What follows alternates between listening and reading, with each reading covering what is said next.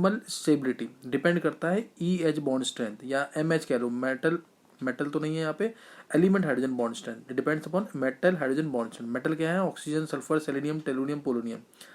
तो MH bond strength पर depend करेगा, जितनी ज़्यादा MH बॉन्ड स्ट्रेंथ होगी उतनी ज़्यादा थर्मल स्टेबिलिटी। तो डाउन द ग्रुप क्या होगा? Down the group MH bond strength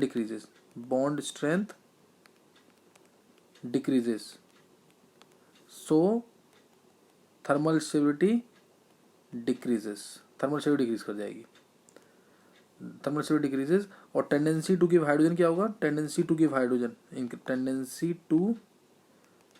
hydrogen या लूज हाइड्रोजन इंक्रीजेस, हाइड्रोजन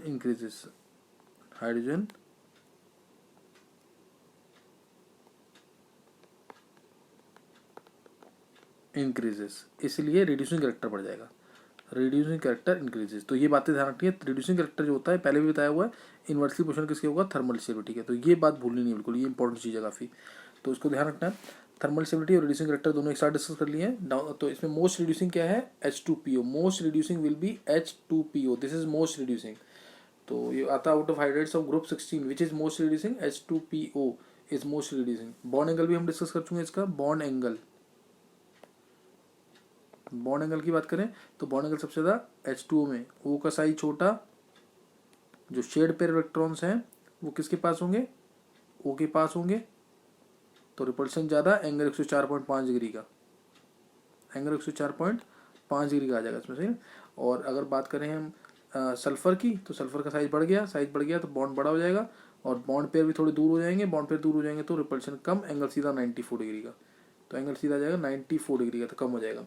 तो ये पहले डिस्कस हो चुका है। Down the group bond angle will decrease. Melting point, boiling point भी डिस्कस तो हो चुका है, लेकिन फिर भी एक बार देख लेते हैं। मेल्टिंग पॉइंट, बॉइलिंग पॉइंट क्या होगा? मेल्टिंग पॉइंट, बॉइलिंग पॉइंट इसी ग्रुप में। मेल्टिंग पॉइंट, बॉइलिंग पॉइंट की बात करें, जैसे H2O, H2S, H2TE, H2SE,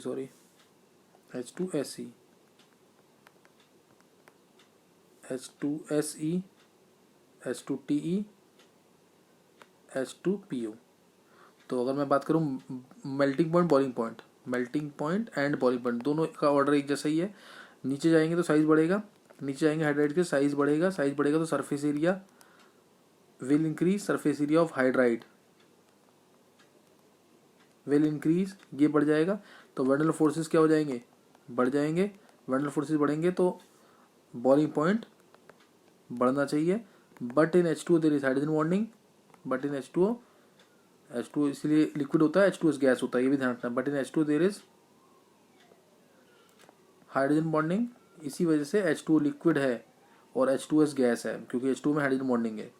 तो इसलिए ऑर्डर जो है नेट सबसे ज़्यादा H2PO का होना चाहिए था, उसके बाद H2TE का होना चाहिए था, फिर H2SE का होना चाहिए था, फिर H2S का होना चाहिए था लीस्ट, लेकिन H2O का मैक्सिमम है। Reason because there is hydrogen bond in it. और ये सेकंड पे, क्योंकि इसमें वेंडल फोर्सेस स्ट्रॉन्ग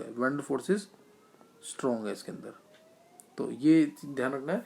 H2O क्यों ज़्यादा है? क्योंकि इसमें हाइड्रोजन बॉन्डिंग है। H2O के बाद क्या आएगा? H2PO, क्योंकि इसमें वेंडल फोर्सेस स्ट्रॉन्ग है। तो मेल्टिंग पॉइंट, बॉइलिंग पॉइंट का आंसर ये है। मोस्ट वोलेटाइल कौन सा होगा? Most volatile will be H2S, most volatile. Reason क्योंकि इसका बॉइलिंग पॉइंट लीस्ट है, जिसका बॉइलिंग पॉइंट लीस्ट उसका वोलेटाइल नेचर सबसे ज़्यादा, most volatile, this will be the most volatile.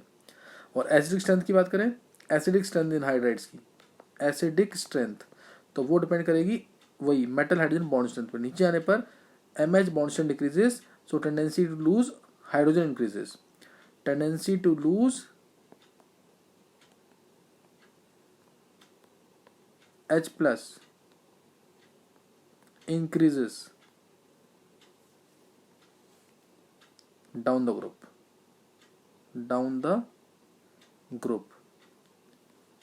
क्यों इंक्रीज कर, इसलिए ऐसे कैरेक्टर बढ़ जाएगा। डाउन द ग्रुप क्यों इंक्रीज कर रहा है?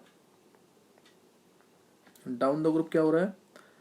H प्लस देने की टेंडेंसी क्यों बढ़ रही है? क्योंकि डाउन द ग्रुप साइज बढ़ रहा है, तो बॉन्ड स्ट्रेंथ कम हो जाएगी, H प्लस जल्दी देगा। ध्यान रखना मैंने इसमें H प्लस बोला है, और रिड्यूसिंग कैरेक्टर के केस में क्या बोला था, हाइड्रोजन। ये ध्यान रखना, गलती नहीं करनी है। Down the group EH bond strength या metal hydrogen bond strength decreases, so tendency to lose H plus increases, hence H character increases down the group. इसीलिए क्वेश्चन कैसे आएगा इसका, H2O न्यूट्रल है लेकिन H2S एसिडिक है, H2O न्यूट्रल है और H2S एसिडिक है। तो ये इसके अंदर ध्यान रखना है। H2O न्यूट्रल क्यों है, क्योंकि इसमें O और H की बॉन्ड स्ट्रेंथ ज़्यादा है, और H2S के अंदर क्या है, SH बॉन्ड लेंथ कम है, SH बॉन्ड लेंथ ज़्यादा है, SH बॉन्ड स्ट्रेंथ कम है, इसलिए H2S एसिडिक होता है, चाहे वीक एसिड है, लेकिन H2O तो न्यूट्रल होता है। और एक चीज़ और ध्यान रखनी है कि H2O और H2S ये दोनों स्टेबल हैं, ये दोनों इन दोनों का फॉर्मेशन एक्सोथर्मिक है, इन दोनों का फॉर्मेशन क्या है, एक्सोथर्मिक। तो ये ध्यान रखना, भूलना नहीं इसके अंदर, इन दोनों का फॉर्मेशन एक्सोथर्मिक क्यों है, क्योंकि इन दोनों में बॉन्ड स्ट्रॉन्ग होता है फिर भी, और ये बाकी जो है इनका फॉर्मेशन एंडोथर्मिक है, क्योंकि इनका बॉन्ड वीक होता है, इनका फॉर्मेशन एंडोथर्मिक है। तो इनका एक्सोथर्मिक फॉर्मेशन है ऊपर दोनों का, और नीचे तीनों का क्या है, एंडोथर्मिक फॉर्मेशन है, क्योंकि इनका बॉन्ड वीक होगा तो ज़्यादा स्टेबल नहीं होंगे, इसलिए एंडोथर्मिक फॉर्मेशन। तो ये हमारे क्या थे, क्या कहते हैं, हाइड्राइड्स ऑफ ग्रुप 16, तो इसको ध्यान रखना है। नेक्स्ट नोट करेंगे आगे हम रिएक्टिविटी टुवर्ड्स ऑक्सीजन। तो पहले हमने ऑक्सीजन स्टेट पढ़ लिया केमिकल प्रॉपर्टीज में, उसका पढ़ लिया रिएक्टिविटी टुवर्ड्स हाइड्रोजन। अब नेक्स्ट है reactivity towards oxygen, reaction with oxygen oxygen से तो सारी लगभग रिएक्ट कर जाते हैं। रिएक्टिविटी टुवर्ड्स ऑक्सीजन, इससे तो सारे रिएक्ट करते हैं, ऑक्सीजन इंपॉर्टेंट है। तो इसमें अगर हम बात करें रिएक्टिविटी टुवर्ड्स ऑक्सीजन के अंदर ग्रुप 16, ऑक्सीजन अपने साथ तो O3 बनाएगा, ये जैसे MO2 और MO3 टाइप के ऑक्साइड्स बनाएंगे, MO2 और MO3 टाइप के ऑक्साइड बनाएंगे। ध्यान रखना है MO2 और MO3 टाइप के ऑक्साइड बनाएंगे। MO2 में जैसे आ गया O3, ऑक्सीजन O2 के साथ बनेगा तो O3 बन जाएगा, ओजोन बन जाएगा। और स्ट्रक्चर इसका ध्यान रखना है, इंपॉर्टेंट है बहुत, ओजोन ये स्ट्रक्चर आ जाएगा इसका, जिसमें रेजोनेंस होगी, इसलिए इसमें बॉन्ड ऑर्डर दोनों की बॉन्ड लेंथ इक्वल होती है। एनसीईआरटी का क्वेश्चन है, एनसीईआरटी का ये इंपॉर्टेंट क्वेश्चन है। O3 O और ये डॉटेड में, ये ध्यान रखना, ये दोनों बॉन्ड लेंथ इक्वल क्यों है, Y in O3 both bond lengths are equal, both bond length are equal. तो सिंपल आंसर क्या आ जाएगा इसका कि because of resonance, due to resonance both the bond lengths are equal, due to resonance both the bond lengths are equal. तो ये ध्यान रखना इसके अंदर। ऐसे ही इसकी डिटेल हम आगे पढ़ेंगे, ओजोन अभी आगे टॉपिक आना है। तो O3 स्ट्रॉन्ग ऑक्सीडाइजिंग एजेंट क्यों है, क्योंकि ये नेसेंट ऑक्सीजन रिलीज करता है, नेसेंट ऑक्सीजन को रिलीज करता है, इसलिए O2 से ज़्यादा अच्छा ऑक्सीडाइजिंग एजेंट है। ऐसे ही दूसरा O3 पढ़ लिया, ऐसे ही SO2 दूसरा, सल्फर का क्या बनेगा SO2 के भी क्वेश्चन है, 2-3 क्वेश्चन एनसीईआरटी में दे रखे हैं। SO2 के अंदर दोनों बॉन्ड लेंथ इक्वल क्यों है, तो ये इसका भी क्वेश्चन बनता है। SO2 का क्वेश्चन देखेंगे अभी। SO2 के अंदर भी दोनों बॉन्ड लेंथ इक्वल क्यों है, ये इस वजह से, क्योंकि इसके अंदर भी क्या हो जाती है, रेजोनेंस इस तरीके से, तो दोनों बॉन्ड लेंथ क्या हो जाएंगे, इक्वल हो जाएंगे। SO3 आया, SO2 आया, इन दोनों में बॉन्ड लेंथ क्या है, इक्वल है। तो ये चीज़ ध्यान रखनी है, रेजोनेंस की वजह से दोनों के अंदर बॉन्ड लेंथ इक्वल होती है। क्वेश्चन पूछे हैं, दोनों एनसीईआरटी के अंदर क्वेश्चन है ये। तो नेक्स्ट अब जो SO2 की तो डिटेल भी क्वेश्चन भी पढ़ेंगे कि इसका सफोकेटिंग स्मेल क्यों होता है, पूरा सारा डिटेल आएगा इसका कि SO2 को, अगर SO2 गैस का पता लगाना है तो कैसे पता लगाएंगे, K-4 से या K2Cr7 दोनों से हम इसका पता लगाएंगे, ये सब आगे पढ़ेंगे SO2 के अंदर। तो इंपॉर्टेंट चीज़ है, हमने यहाँ पढ़ा MO2 टाइप के क्या बनते हैं, ऑक्साइड्स बनते हैं। ऐसे ही MO3 के भी बनते हैं ऑक्साइड्स, इसके ऑक्साइड्स MO3 टाइप के भी बन सकते हैं, और वो सब हमारे जैसे पॉलीमेरिक स्ट्रक्चर के हो सकते हैं। वो किस स्ट्रक्चर के होंगे, पॉलीमेरिक स्ट्रक्चर के MO3 टाइप के ऑक्साइड्स होंगे। तो जैसे अगर मैं बात करूं, ये वाले भी हैं जो SO2 हमारा, SO2 तो हमारा गैस है, O3 भी गैस, SO2 भी गैस, लेकिन SeO2 की बात करें और TeO2 की, NTeO2 ये क्या है, सॉलिड्स है। ये ध्यान रखना है, क्योंकि ये पॉलीमेरिक फॉर्म में एग्जिस्ट करते हैं, because they polymeric structure as they have polymeric structure, polymeric structures, इसलिए ये हमारे जिसमें सिर्फ कोवैलेंट बॉन्ड्स होंगे, तो इसलिए कैसे एग्जिस्ट करेंगे ये सॉलिड फॉर्म में, ये सॉलिड फॉर्म में होते हैं। और एक चीज, एक इंपॉर्टेंट क्वेश्चन है इसके अंदर कि SO2 जो है, SO2 जो है ये तो रिड्यूसिंग एजेंट है, ये क्या है SO2 और इसके TeO2 की बात करते हैं, इन दोनों में क्वेश्चन आता है। SO2 हमारा क्या है रिड्यूसिंग एजेंट है, लेकिन TeO2 ये ऑक्सीडाइजिंग एजेंट है। तो ये बहुत सिंपल सा है, SO2 के अंदर S की स्टेट है +4, TeO2 में T की स्टेट है +4, तो नीचे जाने पर तो स्टेबिलिटी क्या होती है, हायर स्टेट की कमी होती है, तो S तो जा सकता है +6 में, S तो किस में जा सकता है +6 में, SO3 में या SO4 2 में जा सकता है, SO3 में या फिर SO4 2 नेगेटिव में जा सकता है। तो इसलिए क्या हो जाएगा ये रिड्यूसिंग एजेंट, +6 ज़्यादा स्टेबल है इसकी, +6 इसकी ज़्यादा स्टेबल होगी, तो ये क्या हो जाएगा हमारा रिड्यूसिंग एजेंट। लेकिन अगर मैं बात करूँ TeO2 की, तो ये जाएगा +4 से +2 स्टेट में due to inert pair effect, due to inert pair effect. तो ये एक इंपॉर्टेंट क्वेश्चन था, NCERT में दे रखा है, इनर्ट पेयर इफेक्ट की वजह से ये +2 में जाएगा, तो कौन सा हो जाएगा एजेंट जो इलेक्ट्रॉन गेन करेगा, S+4 से अगर +6 जाना है हमें, तो ये इलेक्ट्रॉन क्या होंगे लूज होंगे। जो इलेक्ट्रॉन लूज करता है कौन सा एजेंट होता है रिड्यूसिंग एजेंट।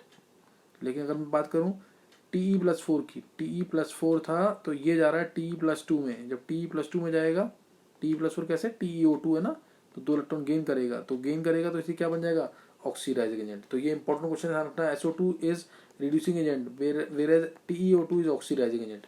तो ये क्वेश्चन कर लेंगे इसके अंदर। नेक्स्ट अब है रिएक्टिविटी टुवर्ड्स हेलोजेंस। नेक्स्ट अब जो लास्ट है केमिकल प्रॉपर्टी के अंदर reactivity towards halogen, reactivity towards halogen.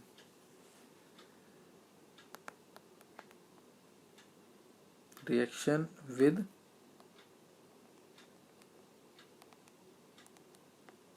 Halogens, halogens के डायरेक्शन, तो हेलोजन से रिएक्शन होगी तो EX2, ध्यान रखना EX2 या MX2 बात करें, MX2, MX4 और MX6, MX2, MX4 और MX6 टाइप के क्या बनेंगे इसमें हेलाइड्स बनेंगे, MX2, MX4 और MX6 टाइप के हेलाइड्स बन जाएंगे।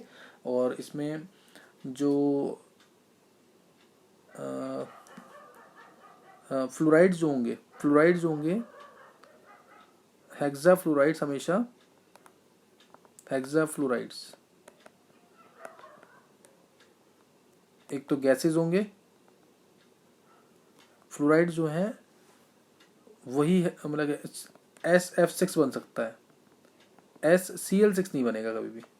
सल्फर जो है फ्लोरीन के साथ, तो फ्लोरीन तो हाईली ऑक्सीडाइजिंग है, फ्लोरीन मोर इलेक्ट्रोनेगेटिव है, बेटर ऑक्सीडाइजिंग है, बेटर ऑक्सीडाइजिंग एजेंट है, so it can bring out the state of sulphur S+6, so it can bring out state of sulphur S+6, सही ना।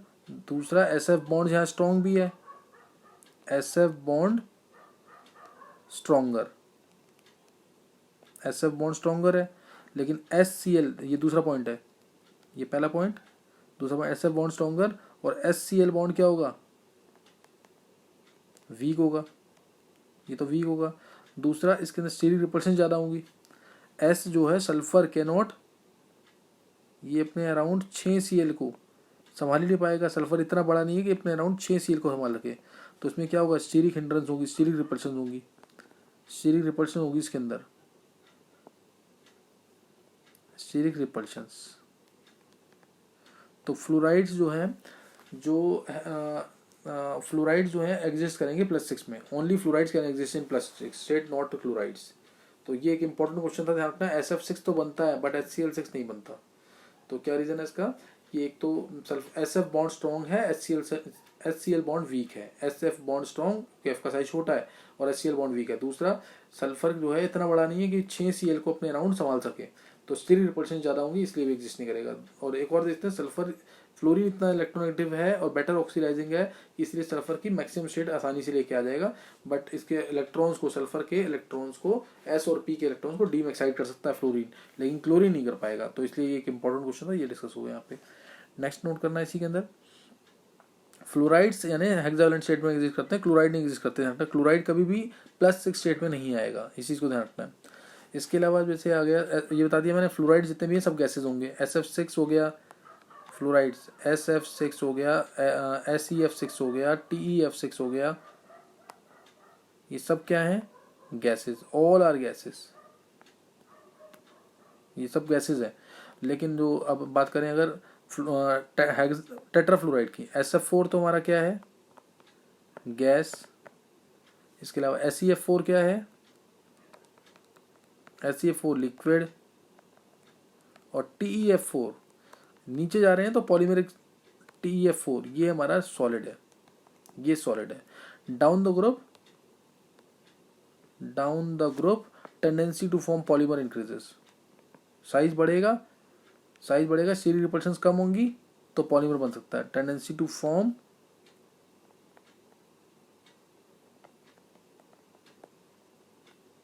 Polymer increases, down the group tendency to form polymer increases. जैसे TeF4 की बात करें तो TeF4 इस तरह से पॉलीमर बना सकता है, F F F F, ये लोन पेयर इसका एक, और इसको लोन पेयर पीछे से दूसरा F दे रहा है, दूसरा आया TeF4, TeF F F F, और ये इसको लोन पेयर दे रहा है इधर से, ऐसे ही आगे भी कंटिन्यू होगा। तो इस तरह से TeF4 like this it is forming polymer. Clear? TeF4 जो है पॉलीमर बना सकता है, लेकिन बाकी नहीं बना पाएंगे पॉलीमर। तो ये इसके अंदर इंपॉर्टेंट क्वेश्चन था, यहाँ पे ध्यान रखना इसका। तो और इसमें टेलुरियम की स्टेट भी क्या आ जाएगी? टेलुरियम की स्टेट क्या आएगी इसमें? sp3d2, sp3d2 because it is forming polymer, sp3d2। बाकी जैसे SF4 है तो उसमें sp3d आएगी, लेकिन TeF4 में स्टेट क्या आ जाएगी? sp3d2। तो ये इसके ध्यान रखना। फिर उसके बाद बात करेंगे मोनोहेलाइड्स की, इसकी मोनोहेलाइड्स, सही ना। मोनोहेलाइड जो है इसकी वो एग्जिस्ट करते हैं डायमेरिक फॉर्म में। जैसे अगर बात करें SeCl, मोनोहेलाइड्स जो होंगी इसकी ग्रुप की exist in dimeric form, monohalides exist in dimeric form. तो रीजन जैसे अगर मैं बात करूं SeCl की, SeCl ये मोनोहेलाइड है, इसके पास एक इलेक्ट्रॉन बचा हुआ है, तो इसलिए दूसरे SeCl से कंबाइन कर जाएगा, दूसरे वाले SeCl के पास जिस पर इलेक्ट्रॉन बचा होगा इसके साथ ये कंबाइन करके बॉन्ड बना देगा, इस तरह से एग्जिस्ट करेगा। फिर Se2Cl2, ये इलेक्ट्रॉन और ये इलेक्ट्रॉन दोनों क्या बना देंगे आपस में? ये बॉन्ड बना लेंगे, और क्या बन जाएगा? Se2Cl2 open book like structure, इस तरीके से SeCl this is open book like structure. दो लोन पेयर सेलेनियम के पास होंगे, दो लोन पेयर सेलेनियम के पास होंगे, तो this is open book like structure, open book like. तो सेलेनियम ये बन गया सेलेनियम डाइक्लोराइड, सेलेनियम डाइक्लोराइड बन गया, मोनोक्लोराइड से डाइक्लोराइड बन गया। और दूसरा इसको हीटिंग करने में, इसको गर्म करेंगे तो क्या होता है? ये क्वेश्चन इंपॉर्टेंट है, एनसीईआरटी के अंदर लिखा है। इसको हीट करेंगे अगर तो क्या होगा? इसको हीट कर देंगे अगर हम, तो अब ये डिस्प्रपोर्शनेशन शो करता है, दिस शोज डिस्प्रपोर्शनेशन। तो डिस्प्रपोर्शनेशन शो कर रहा है, इसमें सेलेनियम की स्टेट +1 है, एक तो क्या हो जाएगी? 0, एक स्टेट क्या होगी? 0 सेलेनियम की, मेटलॉइड है, नेगेटिव में चांसेस कम होंगे जाने के। और दूसरी स्टेट दूसरी स्टेट बढ़ेगी, +1 है तो बढ़ेगी तो क्या बनेगा इसमें? SeCl6 बन नहीं सकता, +6 में तो जा नहीं सकता, क्योंकि सेलेनियम के क्लोराइड्स जो हैं +4 तक ही मैक्सिमम जा सकते हैं, तो +6 में तो जाएगा नहीं, क्योंकि फ्लोराइड चाहिए उसके लिए, और यहाँ पे क्लोरीन है हमारे पास, तो इसलिए क्या बन जाएगा? SeCl4। तो ये डिस्प्रपोर्शनेशन रिएक्शन है, this is a disproportionation reaction of this compound. तो ये इसके अंदर ट्वाइस तो लेना पड़ेगा, इसमें ट्वाइस लेना पड़ेगा, तो 3 हो जाएगा। ये शायद बैलेंस हो गई है क्वेश्चन, हाँ बैलेंस है क्वेश्चन, तो इस तरह से बैलेंस करना है। तो ये इंपॉर्टेंट रिएक्शन है, disproportionation reaction of selenium dichloride. Selenium dichloride की इंपॉर्टेंट रिएक्शन है, जिसमें ये क्या बना रहा है? Selenium plus SeCl4। तो ये हमारे यहाँ पे खत्म हुई है केमिकल प्रॉपर्टीज, ये खत्म हो गई केमिकल प्रॉपर्टीज। और SO2 SO3 जो थे हमारे दोनों एसिडिक नेचर के, प्रूव करना है, एनसीईआरटी में क्वेश्चन है। तो पानी डालेंगे इसके अंदर और ये प्रूव हो जाएगा। पानी डालते ही क्या बन जाएगा इससे? ये हमारा बना देगा H2SO3, सल्फरस एसिड H2SO3, और ऐसे ही अगर हमारा SO3 होता पानी डालने पर ही क्या बना देता है, H2SO4 सल्फ्यूरिक एसिड। तो ये H+ रिलीज करते ही हैं, तो ये दोनों क्या है, एसिडिक नेचर के हैं। तो इस तरह से प्रूव करते हैं। H2O लिक्विड है, H2S गैस क्यों, NCERT का क्वेश्चन है। तो H2O के अंदर हाइड्रोजन बॉन्डिंग होती है, लेकिन H2S में कोई हाइड्रोजन बॉन्डिंग नहीं होती। ये खत्म हो गया यहाँ पे केमिकल प्रॉपर्टीज, फिजिकल और केमिकल प्रॉपर्टीज खत्म हो गई हैं। नेक्स्ट नोट करना है अब हमें ऑक्सीजन। अब यहाँ जैसे हमने नाइट्रोजन स्टार्ट किया था, ऐसे ही इसके अंदर ऑक्सीजन। पहले इसकी preparation, first is it's preparation. तो प्रिपरेशन इसकी है, जैसे पहला है, जैसे कोई कंपाउंड जिसमें ऑक्सीजन है, ऑक्सीडाइजिंग एजेंट को हीट करते हैं तो ऑक्सीजन जरूर मिलता है। और कोई कंपाउंड जिसमें ऑक्सीडाइजिंग एजेंट की फॉर्म हो, ऑक्सीडाइजिंग एजेंट की तरह एक्ट करने की टेंडेंसी हो, तो ऑक्सीजन जरूर देगा। जैसे KMnO4, इसको हीट करते हैं तो K2MnO4 plus MnO2 plus O2। तो ये प्रिपरेशन O2 की है, इंपॉर्टेंट प्रिपरेशन है। पोटेशियम परमैंगनेट, ये क्या है, पोटेशियम परमैंगनेट। इसको हीट किया तो पोटेशियम मैंगनेट मिला, मैंगनीज डाइऑक्साइड और ऑक्सीजन। दूसरा है KClO3, अगर हीट करते हैं इसको, KClO3 को हीट करेंगे, पोटेशियम क्लोरेट है, नाम जरूर याद रखना, पोटेशियम क्लोरेट को हीट करेंगे तो KCl प्लस 3/2O2। पोटेशियम पर क्लोरेट होता तो KCl प्लस 2O2 मिलता, KClO4 होकर होता। तो ये आ जाएगा। ऐसे ही हमारा KNO3 है, पोटेशियम नाइट्रेट, इसको हीट करेंगे तो KNO2 प्लस हाफ O2 आ जाएगा। फोर्थ, जैसे अगर मैंने हीट किया K2Cr27 को, ये भी इंपॉर्टेंट रिएक्शन है, पोटेशियम डाइक्रोमेट, ऑरेंज कलर का होता है। इसको हीट करेंगे तो K2Cr4 plus Cr2O3 plus O2 मिल जाएगा। तो ये भी इसकी प्रिपरेशन है। ये इंपॉर्टेंट प्रिपरेशन सी इनकी सारी करनी है प्रिपरेशन यहाँ पे। नेक्स्ट नोट करेंगे इसके अंदर, अब जैसे थर्मल डिकम्पोजिशन होगा, oxides of metals less reactive metal, thermal decomposition second method, ये पहला मेथड था। Second method by thermal decomposition of low reactive metals, of low reactive metal oxides, metal oxides. कोई भी लो रिएक्टिव मेटल है तो वो तो ऑक्सीजन जल्दी छोड़ेगा ही, हल्का सा हीट करेंगे, हल्का सा उसको गर्म करेंगे, ऑक्सीजन छोड़ देगा। जैसे Ag2O, ये तो सिल्वर के साथ ऑक्सीजन आता ही नहीं है, हीट किया तो Ag दे देगा plus half O2, Ag plus half O2, oxygen को छोड़ देगा, Ag दे देगा प्लस हाफ O2। इस तरह से HgO, मरकरी के साथ भी ज़्यादा स्टेबिलिटी नहीं है ऑक्सीजन की, ज़्यादा एफिनिटी नहीं है, तो ये भी दे देगा Hg plus half O2, Hg plus half O2। ऐसे ही Pb3O4 को PbO2 को हीट करेंगे अगर, ये भी लिख लेते हैं आगे,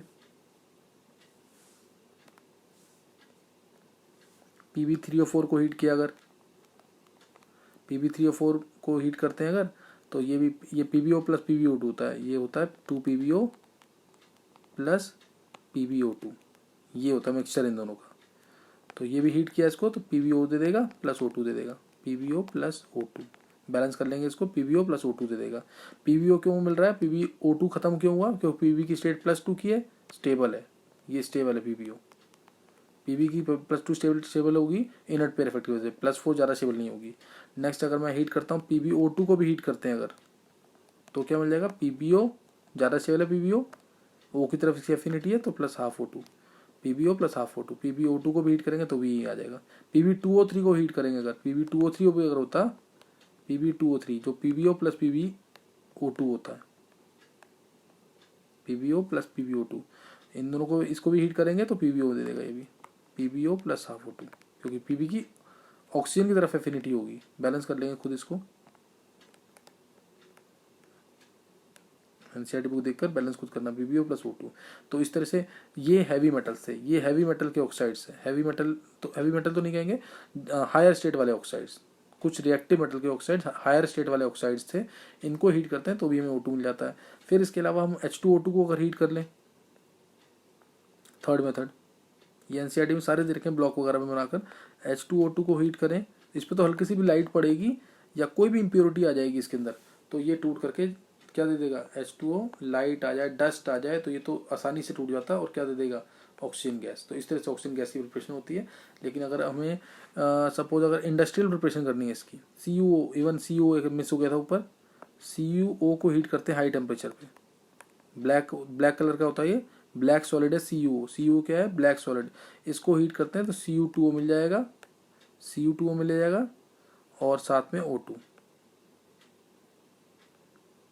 Cu2 प्लस O2, तो ये O2 की प्रिपरेशन है। CO को हीट करना पड़ेगा, 1200 डिग्री सेल्सियस के आसपास हीट करते हैं इसको, तो Cu2O मिल जाता है रेड कलर का। Cu2O रेड होता है, Cu2S ब्लैक होता है, तो ये मिल जाएगा। फिर इसके अलावा हम कमर्शियल प्रिपरेशन करनी है, अगर इसकी कमर्शियल प्रिपरेशन, इंडस्ट्रियल प्रिपरेशन कह सकते हैं। अगर हमें लार्ज अमाउंट में प्रिपेयर करना है इसको, ऑक्सीजन को, इंडस्ट्रियल प्रिपरेशन,